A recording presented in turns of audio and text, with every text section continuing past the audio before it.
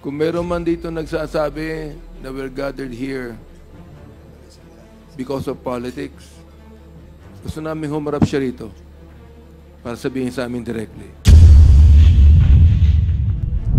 The next to deliver his opening remarks is the Chair of the Committee on Human Rights, Congressman Benny Abante. You are recognized. Maraming salamat, Mr. Chair. Magandang umaga po sa inyo lahat, sa ating mga colleagues, sa ating mga resource speakers and witnesses. Salamat po sa inyong pagdalo muli sa Quadcom hearing na ito. Kayo po ay kasama naming mga lingkod ng ating bayan. So again, we gather here in what? In pursuit of truth, justice, and accountability. Kung meron man dito nagsasabi na we're gathered here because of politics, gusto namin humarap siya rito para sabihin sa amin directly. As we open this hearing, let us be reminded of the words of Romans 13:3 and 4.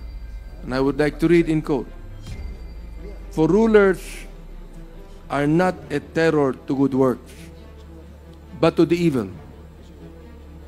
Ang rulers po dito ay hindi lamang ang ating political leaders, kundi lahat ng ating law enforcers. Ano po ang gawain natin? We are not a terror to good works, but to the evil. Wilt thou then not be afraid of the power? Do that which is good. Yan po ang command ng Scripture. Do that which is good, and thou shalt have praise of the same. For he is the minister of God to thee for good.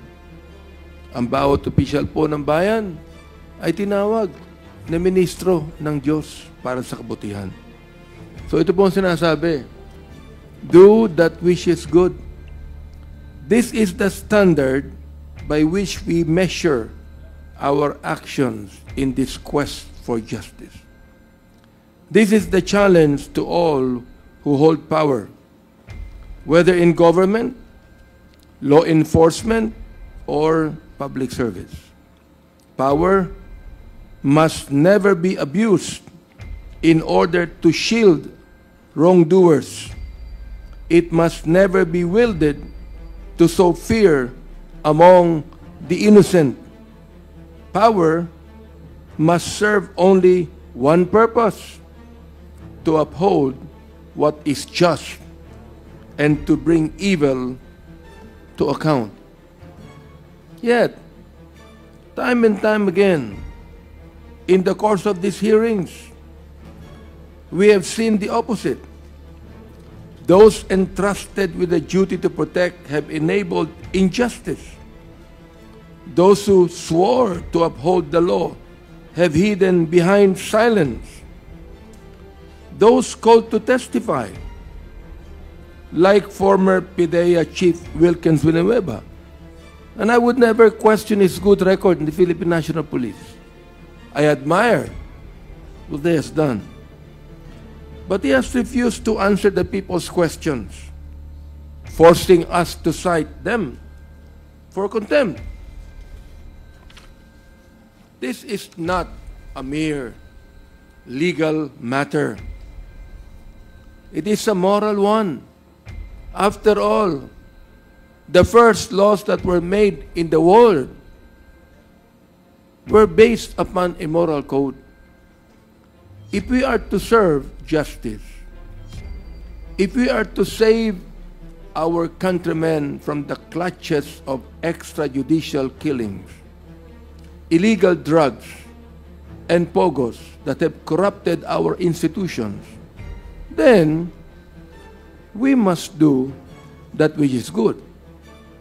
And this begins with the truth.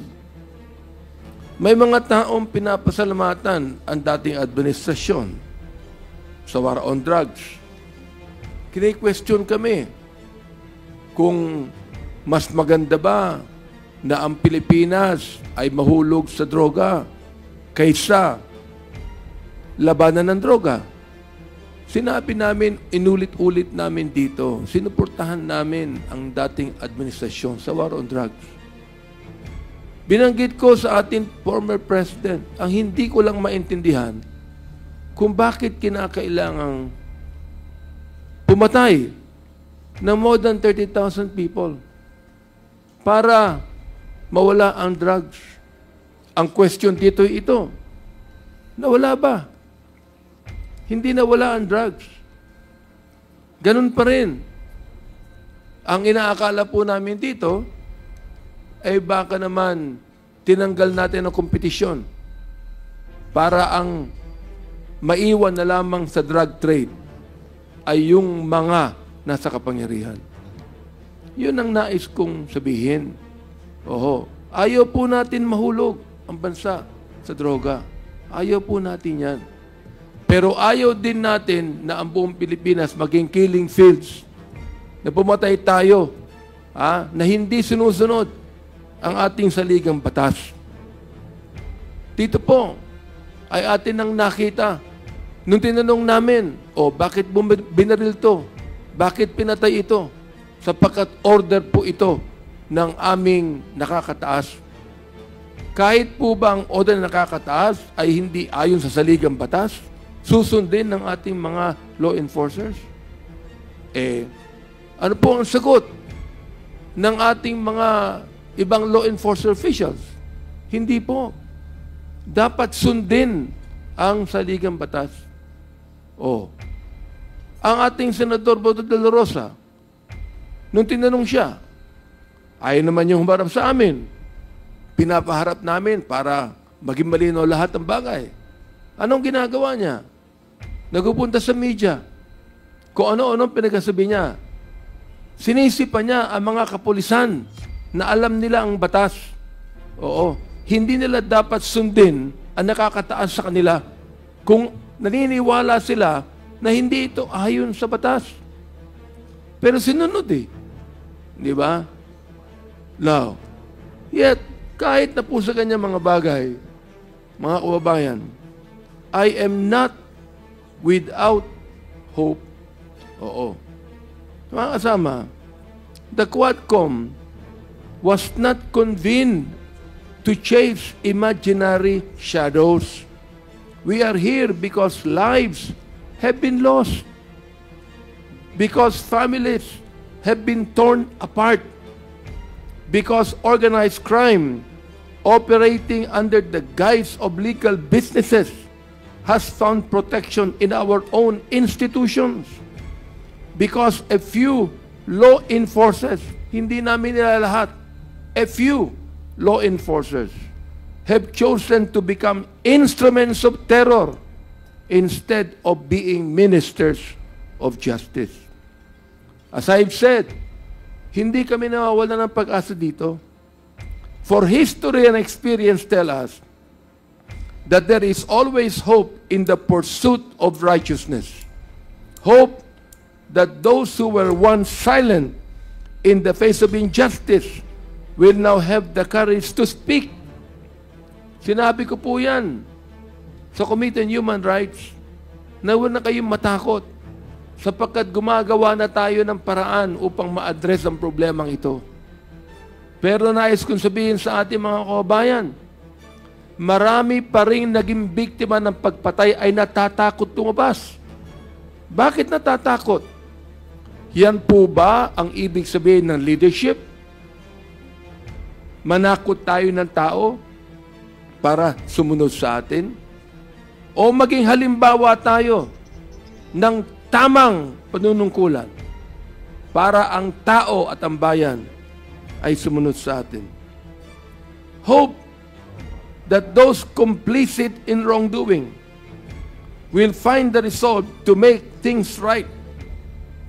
Hope that we, as lawmakers and public servants, will not allow fear or convenience to dictate the course of justice.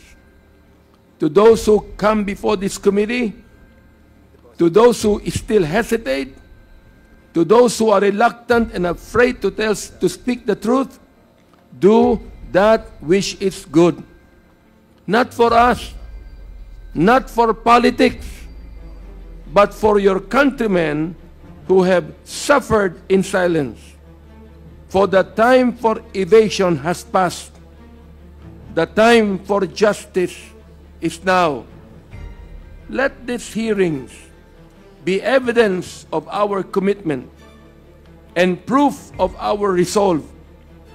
We seek not vengeance, only truth. We wield this power not for personal gain, but for our people. And we will not stop until the evildoers who have plagued our country are unmasked, until justice is restored, and until righteousness prevails. Anuman ang pananakot na ginagawa sa amin. So may God guide us in the days ahead. Kayo po ay kasama naming mga lingkod ng ating bayan. So again, we gather here in what? In pursuit of truth, justice, and accountability. Kung meron man dito nagsasabi na we're gathered here because of politics, gusto namin humarap siya rito para sabihin sa amin directly. As we open this hearing, let us be reminded of the words of Romans 13:3 and 4. And I would like to read in quote. For rulers are not a terror to good works, but to the evil. Ang rulers po dito ay hindi lamang ang ating political leaders, kundi lahat ng ating law enforcers. Ano po ang gawain natin? We are not a terror to good works, but to the evil. Wilt thou then not be afraid of the power? Do that which is good. Yan po ang command ng Scripture. Do that which is good, and thou shalt have praise of the same. For he is the minister of God to thee for good. Ang bawat opisyal po ng bayan ay tinawag na ministro ng Diyos para sa kabutihan. So ito po ang sinasabi, do that which is good. This is the standard by which we measure our actions in this quest for justice.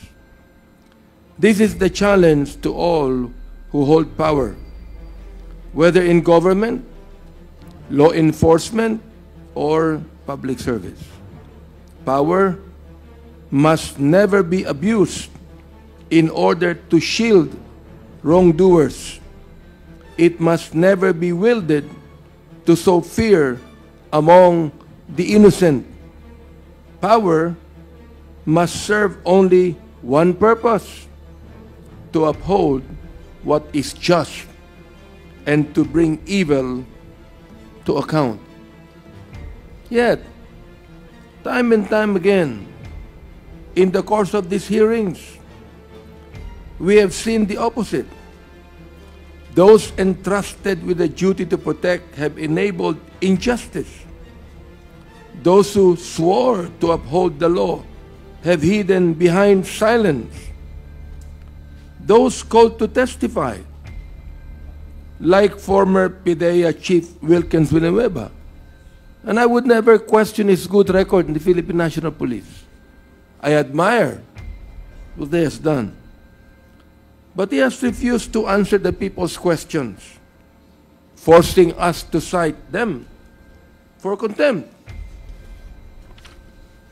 This is not a mere legal matter. It is a moral one.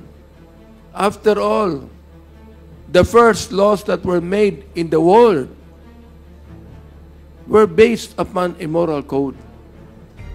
If we are to serve justice, if we are to save our countrymen from the clutches of extrajudicial killings, illegal drugs, and pogos that have corrupted our institutions, then we must do that which is good. And this begins with the truth. May mga taong pinapasalamatan ang dating administrasyon sa war on drugs. Kine-question kami kung mas maganda ba na ang Pilipinas ay mahulog sa droga kaysa labanan ng droga. Sinabi namin, inulit-ulit namin dito, sinuportahan namin ang dating administrasyon sa war on drugs. Binanggit ko sa ating former president, ang hindi ko lang maintindihan kung bakit kinakailangang pumatay ng more than 30,000 people para mawala ang drugs. Ang question dito ito, nawala ba? Hindi nawala ang drugs. Ganun pa rin. Ang inaakala po namin dito, ay baka naman tinanggal natin ang kompetisyon para ang maiwan na lamang sa drug trade ay yung mga nasa kapangyarihan. Yun ang nais kong sabihin. Oho, ayaw po natin mahulog ang bansa sa droga. Ayaw po natin yan. Pero ayaw din natin na ang buong Pilipinas maging killing fields, na pumatay tayo, na hindi sinusunod ang ating saligang batas. Dito po ay atin nang nakita. Nung tinanong namin, bakit binaril to? Bakit pinatay ito? Sapagkat order po ito ng aming nakakataas. Kahit po ba ang order na nakakataas ay hindi ayon sa saligang batas, susundin ng ating mga law enforcers? Ano po ang sagot ng ating mga ibang law enforcer officials? Hindi po. Dapat sundin ang saligang batas. Ang ating Senador Boto de la Rosa, nung tinanong siya, ayaw naman yung humarap sa amin. Pinapaharap namin para maging malinaw lahat ng bagay. Anong ginagawa niya? Nagpupunta sa media. Kung ano-anong pinagsasabi niya. Sinisipa niya ang mga kapulisan na alam nila ang batas.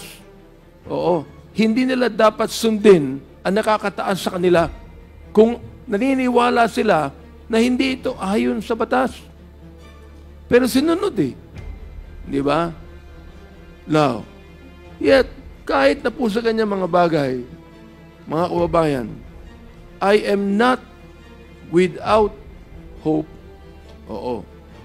Mga kasama, the Quadcom was not convened to chase imaginary shadows. We are here because lives have been lost, because families have been torn apart, because organized crime operating under the guise of legal businesses has found protection in our own institutions, because a few law enforcers, hindi namin nila lahat, a few law enforcers have chosen to become instruments of terror instead of being ministers of justice. As I've said, hindi kami nawawala ng pag-asa dito.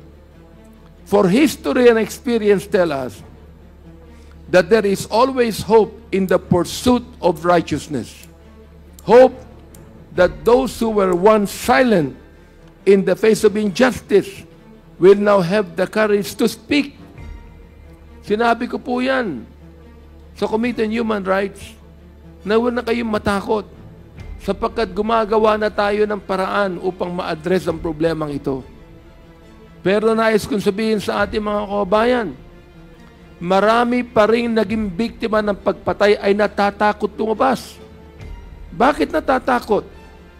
Yan po ba ang ibig sabihin ng leadership? Manakot tayo ng tao para sumunod sa atin? O maging halimbawa tayo ng tamang panunungkulan para ang tao at ang bayan ay sumunod sa atin?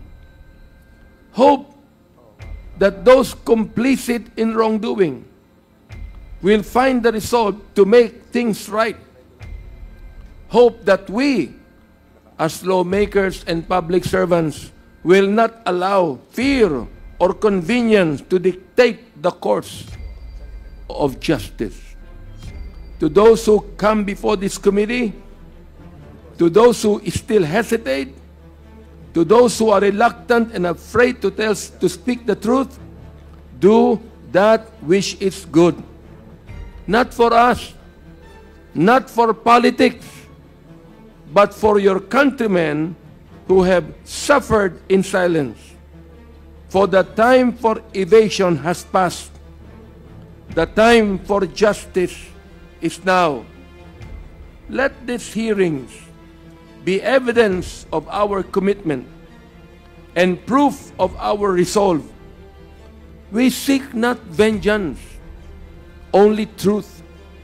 We wield this power not for personal gain, but for our people. And we will not stop until the evildoers who have plagued our country are unmasked, until justice is restored, and until righteousness prevails. Anuman ang pananakot na ginagawa sa amin. So may God guide us in the days ahead. Kayo po ay kasama naming mga lingkod ng ating bayan. So again, we gather here in what? In pursuit of truth, justice, and accountability. Kung meron man dito nagsasabi na we're gathered here because of politics, gusto namin humarap siya rito para sabihin sa amin directly. As we open this hearing, let us be reminded of the words of Romans 13:3 and 4. And I would like to read in quote. For rulers are not a terror to good works, but to the evil. Ang rulers po dito ay hindi lamang ang ating political leaders, kundi lahat ng ating law enforcers. Ano po ang gawain natin? We are not a terror to good works, but to the evil.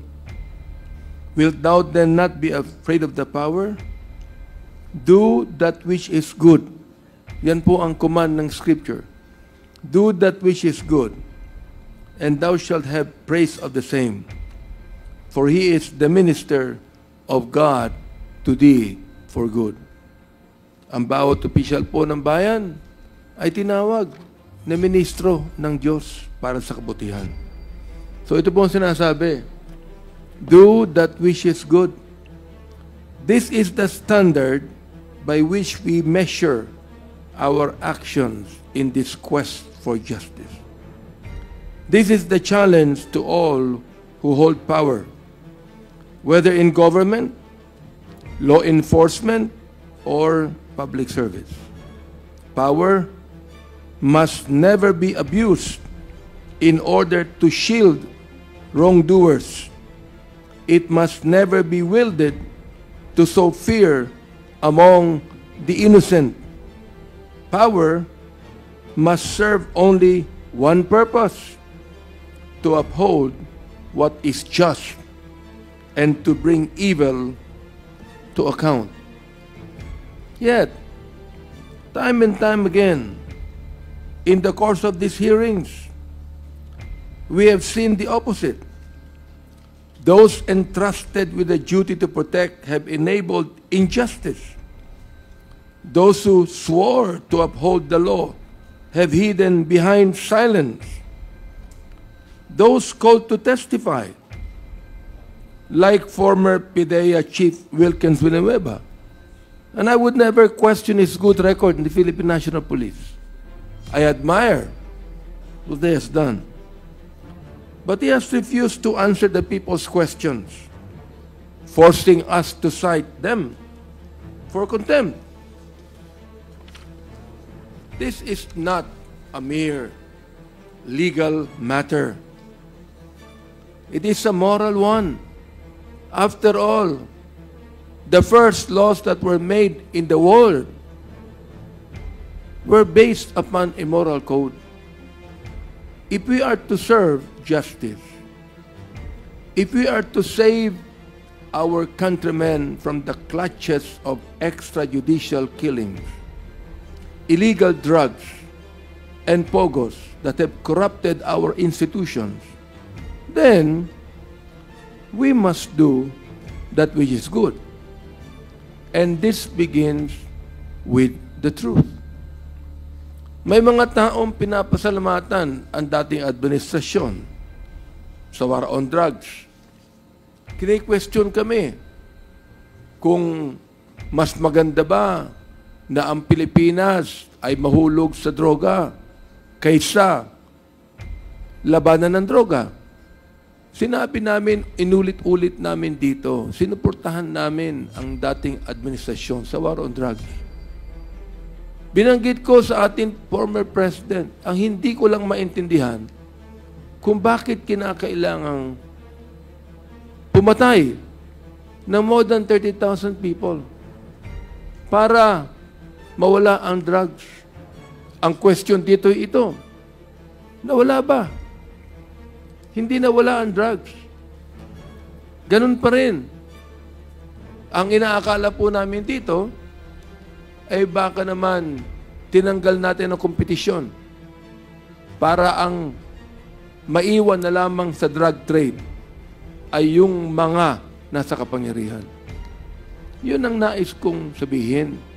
Oho, ayaw po natin mahulog ang bansa sa droga. Ayaw po natin yan.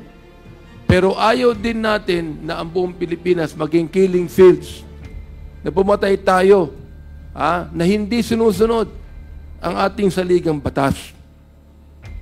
Dito po ay atin nang nakita. Nung tinanong namin, bakit binaril to? Bakit pinatay ito? Sapagkat order po ito ng aming nakakataas. Kahit po ba ang order na nakakataas ay hindi ayon sa saligang batas, susundin ng ating mga law enforcers? Ano po ang sagot ng ating mga ibang law enforcer officials? Hindi po. Dapat sundin ang saligang batas. Ang ating Senador Boto de la Rosa, nung tinanong siya, ayaw naman yung humarap sa amin. Pinapaharap namin para maging malinaw lahat ng bagay. Anong ginagawa niya? Nagpupunta sa media. Kung ano-anong pinagsasabi niya.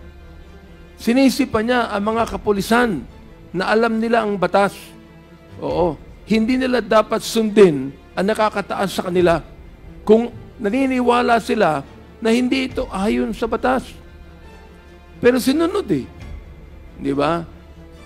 Now, yet, kahit na po sa kanya mga bagay, mga kababayan, I am not without hope. Mga kasama, the Quadcom was not convened to chase imaginary shadows.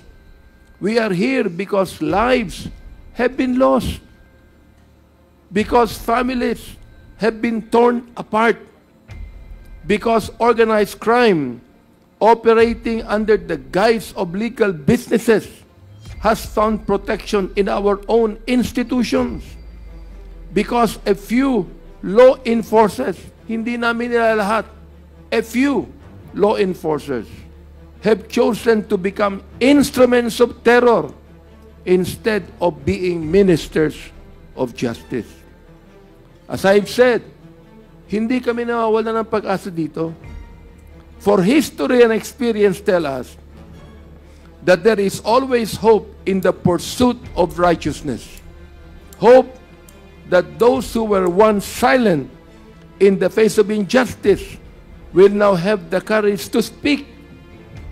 Sinabi ko po yan sa Committee on Human Rights na huwag na kayong matakot sapagkat gumagawa na tayo ng paraan upang ma-address ang problemang ito. Pero nais kong sabihin sa ating mga kababayan, marami pa rin naging biktima ng pagpatay ay natatakot tumabas. Bakit natatakot? Yan po ba ang ibig sabihin ng leadership? Manakot tayo ng tao para sumunod sa atin? O maging halimbawa tayo ng tamang panunungkulan para ang tao at ang bayan ay sumunod sa atin?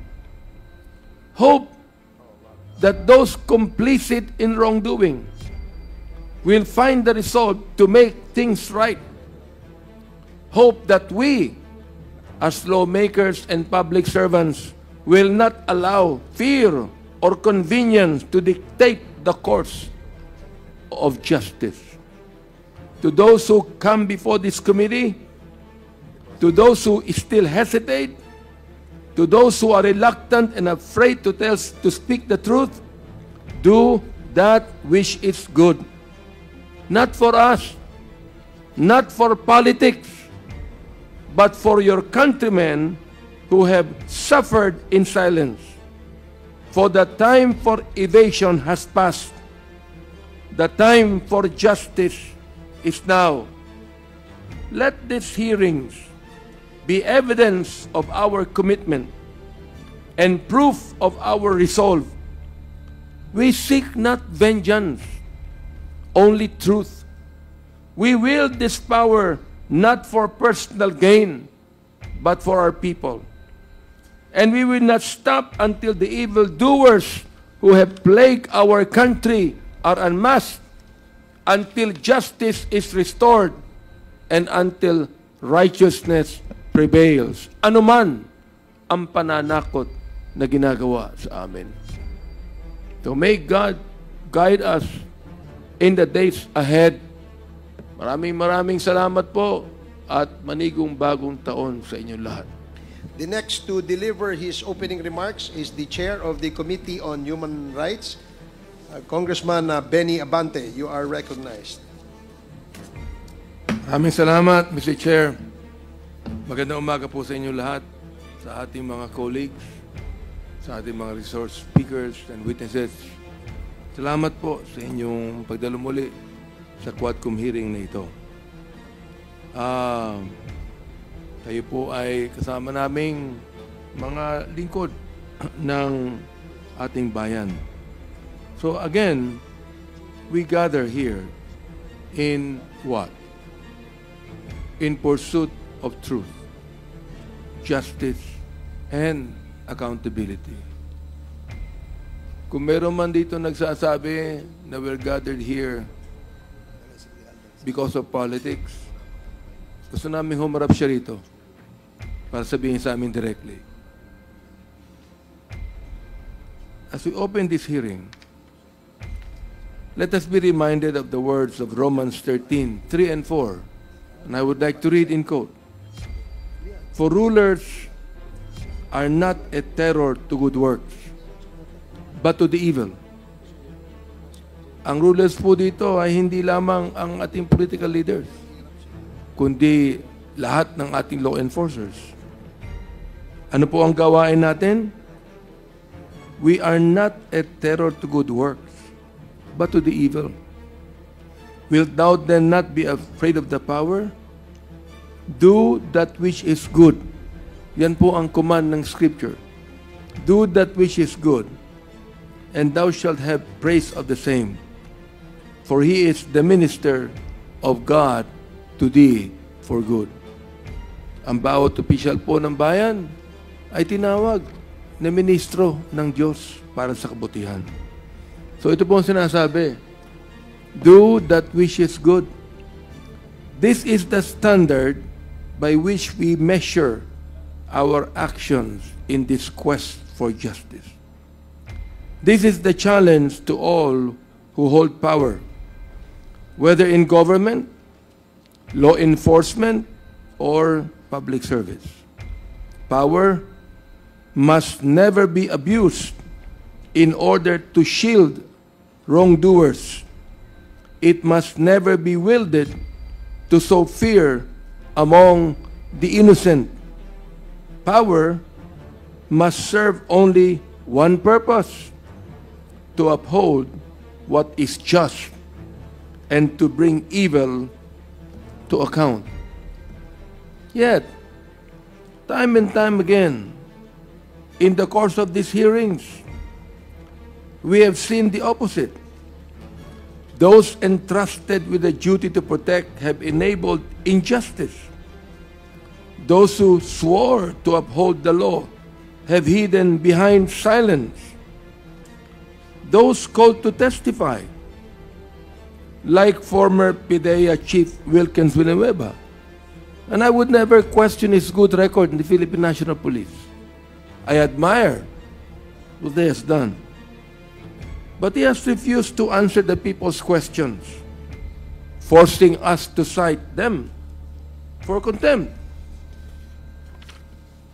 This is not a mere legal matter.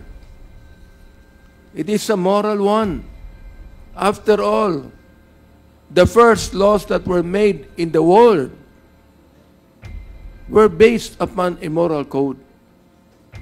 If we are to serve justice, if we are to save our countrymen from the clutches of extrajudicial killings, illegal drugs, and pogos that have corrupted our institutions, then we must do that which is good. And this begins with the truth. May mga taong pinapasalamatan ang dating administrasyon sa war on drugs. Kini-question kami kung mas maganda ba na ang Pilipinas ay mahulog sa droga kaysa labanan ng droga. Sinabi namin, inulit-ulit namin dito, sinuportahan namin ang dating administrasyon sa war on drugs. Binanggit ko sa ating former president, ang hindi ko lang maintindihan kung bakit kinakailangang pumatay ng more than 30,000 people para mawala ang drugs. Ang question dito ito, nawala ba?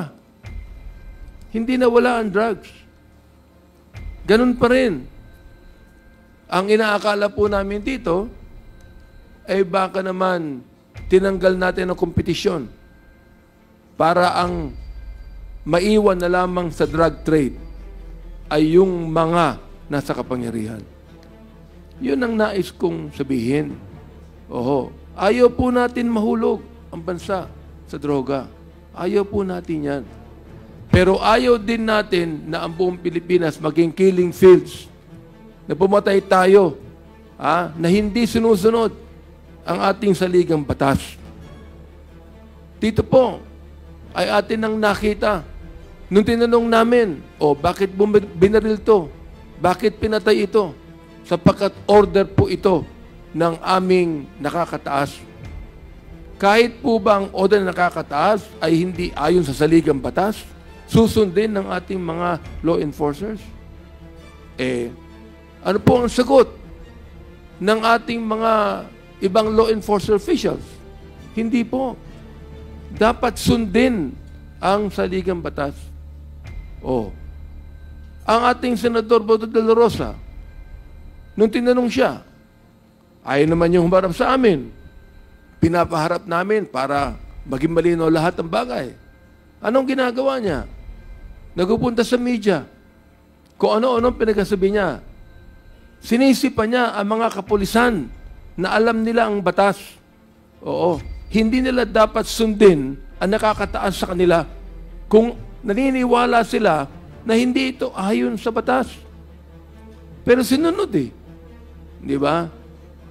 Now, yet, kahit na po sa kanya mga bagay, mga kababayan, I am not without hope. Mga kasama, the Quadcom was not convened to chase imaginary shadows. We are here because lives have been lost, because families have been torn apart, because organized crime operating under the guise of legal businesses has found protection in our own institutions, because a few law enforcers hindi namin nilalahat. A few law enforcers have chosen to become instruments of terror instead of being ministers of justice. As I've said, hindi kami nawawala ng pag-asa dito. For history and experience tell us that there is always hope in the pursuit of righteousness. Hope that those who were once silent in the face of injustice will now have the courage to speak. Sinabi ko po yan sa Committee on Human Rights na huwag na kayong matakot sapagkat gumagawa na tayo ng paraan upang ma-address ang problemang ito. Pero nais kong sabihin sa ating mga kababayan, marami pa rin naging biktima ng pagpatay ay natatakot tumabas. Bakit natatakot? Yan po ba ang ibig sabihin ng leadership? Manakot tayo ng tao para sumunod sa atin? O maging halimbawa tayo ng tamang panunungkulan para ang tao at ang bayan ay sumunod sa atin? Hope that those complicit in wrongdoing will find the resolve to make things right. Hope that we, as lawmakers and public servants, will not allow fear or convenience to dictate the course of justice. To those who come before this committee, to those who still hesitate, to those who are reluctant and afraid to speak the truth, do that which is good. Not for us, not for politics, but for your countrymen who have suffered in silence. For the time for evasion has passed. The time for justice is now. Let these hearings be evidence of our commitment and proof of our resolve. We seek not vengeance, only truth. We wield this power not for personal gain, but for our people. And we will not stop until the evildoers who have plagued our country are unmasked, until justice is restored, and until righteousness prevails. Ano man ang pananakot na ginagawa sa amin. So may God guide us in the days ahead